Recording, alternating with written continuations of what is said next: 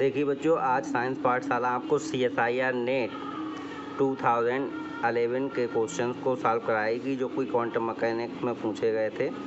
पहला क्वेश्चन ये है बच्चों कि हमें पोटेंशियल दिया है हाफ एम ओमेगा ब्रैकेट में x² + 4y², ठीक है। ये 2 डायमेंशनल में वेव फंक्शन दिया है, ठीक है। उसके बाद पूछा है कि हमारा energy of first excited quantum state का पूछा है, ठीक है। तो हम कैसे निकालेंगे? देखिए बच्चों, हमने आपको जब हार्मोनिक ऑसिलेटर के क्वेश्चन कराए थे तो हमने आपको बताया था कि हार्मोनिक ऑसिलेटर का जो पोटेंशियल होता है वो क्या होता है, half m omega square x², ठीक है। तो आपका ये क्या हो जाएगा, half m omega square x²।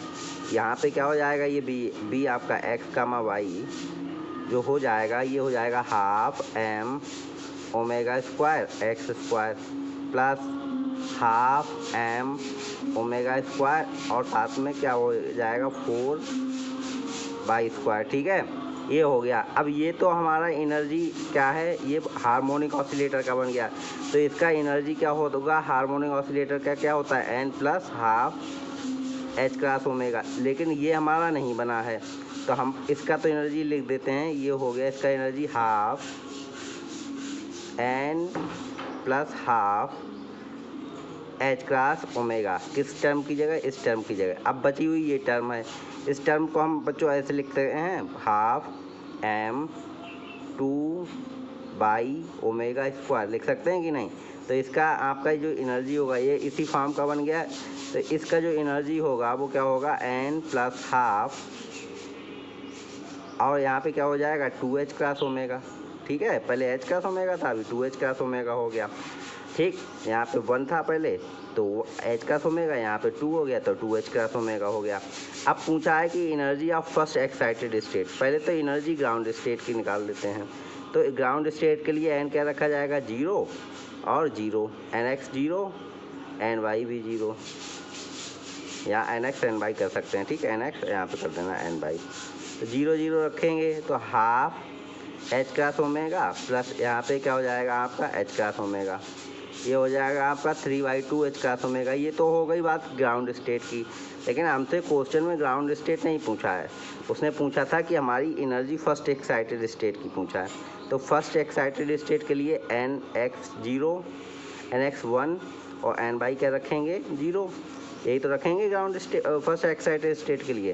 तो ये हमारा 0 रखिए, 1 रखिए यहाँ पे। ये क्या हो जाएगा 3/2 h× ओमेगा प्लस यहाँ पे 0 रखेंगे तो ये h× ओमेगा हो जाएगा।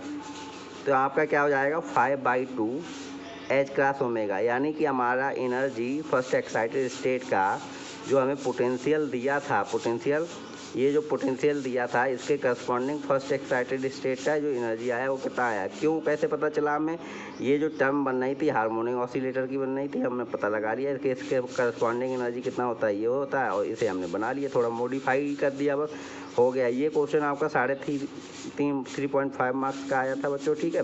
अब अगले क्वेश्चन की बात करते हैं।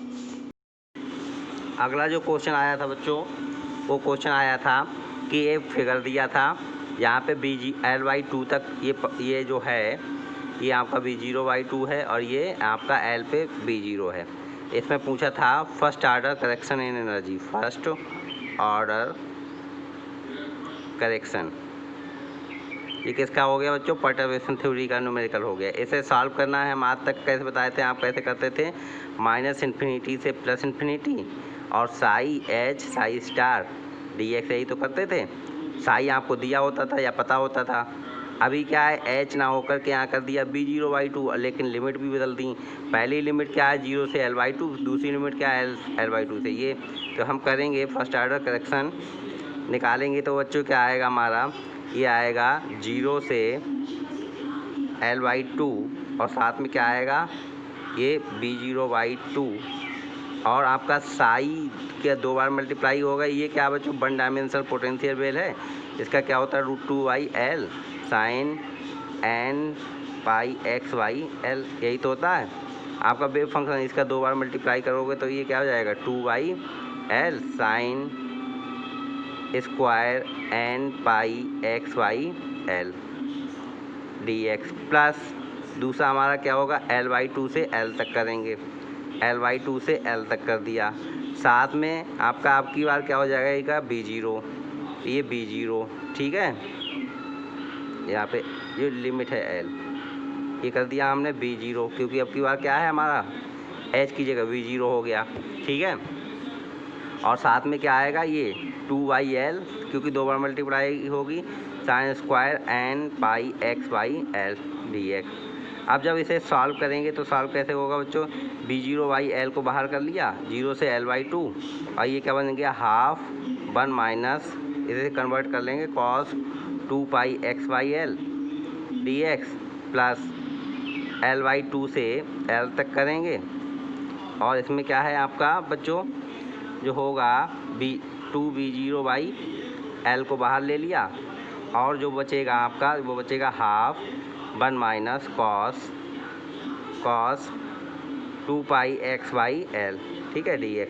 अब हम इसे इंटीग्रेट कर लेंगे तो ये क्या बन जाएगा इंटीग्रेशन के बाद B0/2L, और साथ में इसे इंटीग्रेट करेंगे तो बच्चों इंटीग्रेशन आएगा हमारा L/2 प्लस अगला B0/2L, और ये इंटीग्रेट करेंगे तो ये हमारा आएगा 1 माइनस L/2, ये वाला पार्ट, ठीक है। तो जो टोटल आंसर हमारा आएगा वो आएगा 3B0/4। ये आपका 3.5 मार्क्स का क्वेश्चन आया हुआ है नेट 2011 में, ठीक है बच्चों। तो हमें कुछ नहीं करना था, बस इंटीग्रेशन करना था 0 से L/2 तक, एक बार B0/2 लेकर के, एक बार L/2 को L से लेकर के लिमिट, और B0 को रख देना, बाकी हम कर देंगे क्योंकि ये 1 डायमेंशन पोटेंशियल बॉक्स है तो ये हो जाएगा। और बाकी ज़्यादा डिटेल में समझने के लिए मेरा परटर्बेशन थ्योरी वाला आप चैप्टर जो कि लेक्चर दिया था वो आप देख सकते हैं, ठीक है। अगले क्वेश्चन की बात करते हैं बच्चों।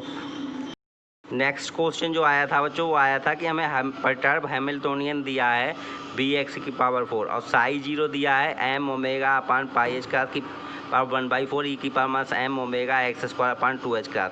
अगर आपको ये नहीं दिया होता तब भी आपको मालूम होना चाहिए, हार्मोनिक ऑसिलेटर के लिए होता है, हार्मोनिक ऑसिलेटर का वेव फंक्शन आपको याद रहना चाहिए। आपसे पूछा है कि first order correction in energy, ये वाला मैं आपको ऑलरेडी बता चुका हूँ अपने न्यूमेरिकल, जो आपका परटर्बेशन थ्योरी के न्यूमेरिकल सॉल्व कराए थे जिस लेक्चर में, तो आप वहाँ से फॉलो कर सकते हैं, ठीक है बच्चों। तो ये मैं आपको सॉल्व नहीं कराऊंगा, हालांकि ये आपको सॉल्व करना होगा और मुझे कमेंट बॉक्स में आंसर भी बताना होगा, ठीक है। अब हम अगले क्वेश्चन की बात करते हैं बच्चों। जो अगला क्वेश्चन आया हुआ है, अगला जो क्वेश्चन बच्चों आया हुआ था वो क्वेश्चन आया था कि आपका t बराबर 0 पे एक पार्टिकल का जो वेव फंक्शन दिया है वो दिया है केट साई 0 /√2 u1 u2, और आपका u1 u2 क्या है, नॉर्मलाइज्ड आइगन स्टेट हैं जिनकी आइगन वैल्यूज e1 और e2 हैं। यहाँ से पूछा था the shortest time after which psi t will become orthogonal to psi 0। तो हम ऑर्थोगोनलिटी कंडीशन 3.5 मार्क्स का पूछा गया क्वेश्चन है आपका दिसंबर 2011 में।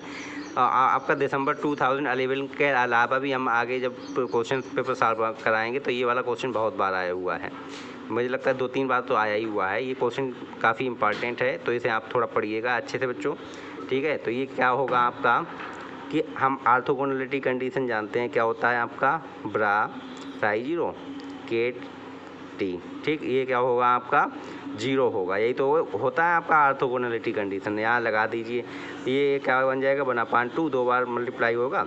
तो देखिए साई हमारा साई वेव फंक्शन इस फॉर्म में भी होता है e⁻e⁻, psi equal to psi 0 क्या होता है, psi equal to I e1 t/h। इस फॉर्म में भी हम साई को लिखते हैं, ठीक है। तो हमारा साई ये वाली फॉर्म अभी याद रखिए, क्योंकि e1 e2 हमें दिया है, टाइम पूछा था e और t दोनों हो जिस स्टेट में, तो ऐसा वाला साई चूज़ करते हैं। तो साई को जनरली ये भी लिख सकते हैं, ये आपने BSc में पढ़ा होगा। तो ये क्या हो गया, 2 बार मल्टीप्लाई होने के बाद माइनस आई e1 t/h, और दूसरी बार फिर मल्टीप्लाई होगी, दूसरी बार जुड़ेगा तो क्या हो जाएगा हाफ e⁻आई e2 t/h। ये किसके बराबर होगा बच्चों हमारा, ये, ठीक है। 2 बार रखा है इसलिए ऐसे हो गया आपका।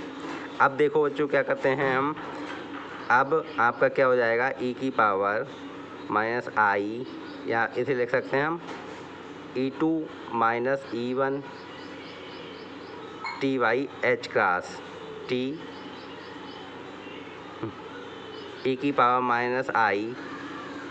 e⁻आई e2 - e1 t upon h cross, इसे किसके बराबर लिख सकते हैं?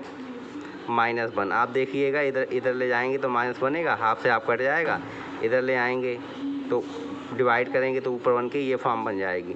अब इसे हम इस फॉर्म को किस में आई है साथ में, तो इस फॉर्म को हम क्या लिख सकते हैं? कॉस E2 माइनस E1, और साथ में क्या होगा आपका बच्चों? टी अपान एच क्रास, ये कॉस की फॉर्म में लिख सकते हैं, और ये -1 कॉस पाई। ठीक है, आपको आंसर निकालना है। आंसर निकालिए तो E2 minus E1 t upon h cross equal to क्या हो जाएगा? पाई, और जो टी हमारा यहाँ से निकल के आएगा वो टी आएगा आपका t equal to pi h cross upon E2 minus E1। ठीक है, ये आपका टाइम वाला क्वेश्चन है, और ये आप याद रखिए, ये कॉन्सेप्ट बना लीजिए, टी होता है पाई h cross upon E2 minus E1। ये कई बार क्वेश्चन आया हुआ है। दूसरी बात, इसका एक क्वेश्चन गेट में भी आया हुआ है, लेकिन एग्जैक्ट इस फॉर्म में नहीं, उसमें दिया था कि आपका E2 E1 की वैल्यू दी थी तो टी निकालना था, तो आप ऐसे डायरेक्ट निकाल सकते हैं, अदरवाइज आपको पूरा सॉल्व करना पड़ेगा। ठीक है, तो ये आसान सा क्वेश्चन है और ये बहुत ही ज़्यादा बार आए हुआ है। ये वेरी इंपॉर्टेंट क्वेश्चन है। हालांकि ये 3.5 में ये नेट दिसंबर 2011 में आया हुआ क्वेश्चन है। ठीक है बच्चों, तो हमारा ये हो गया। अब हमारा नेक्स्ट क्वेश्चन की बात करते हैं। नेक्स्ट क्वेश्चन क्या आया था? अगला क्वेश्चन जो बच्चों आया था, ये भी 3.5 मार्क्स का क्वेश्चन आया था नेट दिसंबर 2011 में। ये दिया था, ये पोटेंशियल वन डायमेंशनल पोटेंशियल दिया जो कि सिमेट्रिक है। देख रही है आप, सिमेट्रिक है, और ये साई दिया था। आपको एक्सपेक्टेशन वैल्यू एक्स का निकालना। तो किसी का एक्सपेक्टेशन वैल्यू निकालते हैं तब क्या होता है, आपको हमने क्या बताया था? साई एक्स, और क्या होगा यहाँ? साई, यही तो होगा। एक्सपेक्टेशन वैल्यू निकालते हैं। अब पोटेंशियल सिमेट्रिक है तो एक बात याद रखिएगा कि साई 0 एक्स साई 0। ठीक है, ये वाला टर्म, और जो आपका टर्म होगा साई 1 एक्स साई 1, ये वाला टर्म, ये क्या हो जाएंगे? दोनों 0 हो जाएंगे। बाकी मुझे क्वेश्चन सॉल्व नहीं करना, ऐसे ही लगाना। इसका 2 बार अगर मल्टीप्लाई करेंगे एक्स वाले के साथ तो आपका क्या हो जाएगा? ये वाली जब टर्म 0 हो जाएंगी तो बचेगा क्या? अल्फ़ा 0 अल्फ़ा 1, ये वाला आंसर आपका बचेगा। आप देख लीजिएगा मल्टीप्लाई करके, मुझे डायरेक्ट याद है, मैं आपको बता दे रहा हूँ। ये दो आपका 0 बन जाएगा, और बाकी हम मल्टीप्लाई करेंगे तो ये वाला टर्म बनेगा। ठीक है बच्चों, आज के लिए बस इतना ही हो। आई होप आपको बहुत अच्छा लगा होगा हमारा ये कॉन्सेप्ट और ट्रिक आप याद रखिए, ये आपको बहुत काम आएगी, क्योंकि ये क्वेश्चन सिर्फ एक बार नहीं आए, इसी को मॉडिफाई कर करके बहुत सारे क्वेश्चन बहुत बार आए हुए हैं। तो आप टेंशन नहीं लीजिए, जब तक मैं हूँ तब तक आपका चलता रहेगा। ठीक है बच्चों।